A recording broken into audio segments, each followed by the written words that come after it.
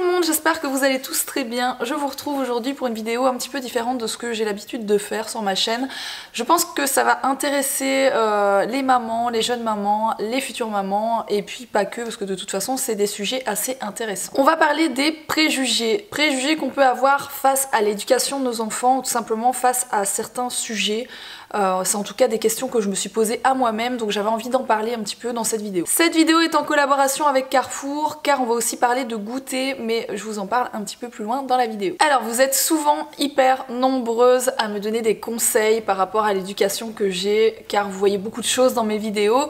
Voilà, vous êtes souvent de bons conseils d'ailleurs, j'ai appris pas mal de choses ces 2 dernières années grâce à vous, honnêtement, vous m'avez donné des super conseils pour Mila. Mais de temps en temps on n'est pas d'accord sur l'un ou l'autre sujet, et on ne sait pas toujours voilà, qui a raison, qui a tort. Donc aujourd'hui je vais aborder quelques sujets avec vous. N'hésitez pas à me laisser vos commentaires sous cette vidéo, sachez que je lis tous vos commentaires bien sûr, parce que c'est un petit peu un moyen d'échanger avec vous. Voilà. Une question que je me suis posée en tant que parent et face justement à tous vos commentaires etc, c'est un peu la question on va dire du numérique par rapport aux enfants, c'est-à-dire les écrans etc, les téléphones, les smartphones, voilà, aller regarder la télé, aller sur l'ordinateur et compagnie. Voilà, un petit peu savoir ce que vous pensez de tout ça, sachant que ben moi, Mila, vous savez très bien qu'elle va de temps en temps sur le téléphone pour regarder des dessins animés. Du coup, je me suis un peu posé la question de qui a raison, qui a tort, sachant que moi je suis H24 sur les réseaux sociaux,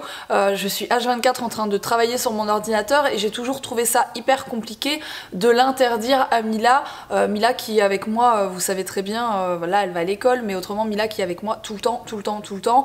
Elle me voyait assez souvent bosser sur l'ordinateur, j'avais pas trop le choix. Et du coup voilà, c'est vrai que j'ai toujours eu un peu de mal de lui interdire de regarder un dessin animé, etc. Mila, elle a 2 ans et demi, bon, elle va bientôt avoir 3 ans et ça me rassure par rapport à tout ça justement parce que j'ai un peu regardé l'avis des experts vis-à-vis de tout ça. Et d'ailleurs dans cette vidéo, le but c'est aussi un peu de vous donner ce que j'ai trouvé dans mes recherches, sachant que je sais qu'il y a plein de mamans qui donnent leur téléphone à leurs enfants et il y en a plein qui sont totalement contre. Donc voilà, n'hésitez pas à me mettre en commentaire ce que vous en pensez, sachant qu'on n'est pas là pour se battre, hein, pour voir qui a raison, qui a tort. On est là pour discuter un petit peu de tout ça, gentiment quoi.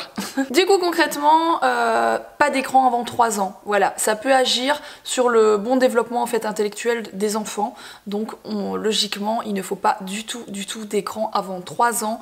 Je connais peu d'enfants qui n'ont jamais regardé un dessin animé ou quelque chose dans ce genre-là avant 3 ans, mais logiquement voilà, pas du tout d'écran avant 3 ans. Ça peut même leur donner des troubles de l'attention, ce genre de choses. À partir de 3 ans, et là je vais me sentir un petit peu moins coupable, parce que Mila a bientôt 3 ans, on peut se servir des écrans tout simplement pour l'éducation. Toujours bien sûr accompagné des parents, hein, bien entendu à 3 ans, faut pas que les gamins soient tout seuls sur leur téléphone ou ce genre de choses, enfin c'est pas ça le but non plus quoi. J'ai lu qu'à partir de 6 ans, les enfants allaient commencer à utiliser leurs 10 doigts complètement en fait, et du coup ils peuvent découvrir les écrans à ce moment-là. Et toujours selon les mêmes études, à 9 ans, les enfants commencent à demander à aller sur internet un peu comme on le fait, et du coup là il faut toujours bien surveiller ce qu'ils font. Voilà. Je sais pas ce que vous faites avec vos enfants, n'hésitez pas à me le mettre en commentaire, je regarderai un petit peu voilà, où je me situe, où vous vous situez, etc. Sachant que je ne suis clairement pas la mère parfaite, étant donné que moi Mila, elle regarde des dessins animés depuis un moment déjà, même si c'est vraiment pas tout le temps, voilà,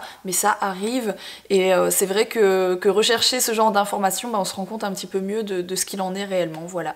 La deuxième question que je vais aborder, ça peut très bien parler aux jeunes mamans comme moi de jeunes enfants et également aux mamans de bébés, c'est tout simplement la question de pollution. Est-ce que vous vous êtes jamais demandé quand vous êtes dans une grande ville en fait, si c'est mieux de sortir votre enfant en poussette ou bien tout simplement que les enfants aient joué au parc, ou si c'est mieux de jouer à la maison, ou peut-être simplement vous avez eu peur un jour de sortir avec la poussette votre enfant à cause de la pollution qu'il peut y avoir à certaines périodes, dans certaines grandes villes, aux heures de pointe, etc. Mais moi c'est une question que je me suis déjà posée, surtout quand je baladais Mila, quand elle était toute petite en poussette en ville, que j'allais faire les magasins, ce genre de choses. Je me suis toujours demandé si c'était pas mauvais l'air qu'elle respire, etc. Encore une fois, je me suis bien sûr renseignée sur le sujet avant de vous en parler. Du coup, toujours selon certains experts, il faut bien entendu pas rester enfermé, que ce soit pour les bébés, les enfants, etc. C'est très bien de prendre l'air, vous le savez très bien, mais peut-être prendre l'air dans des espaces verts.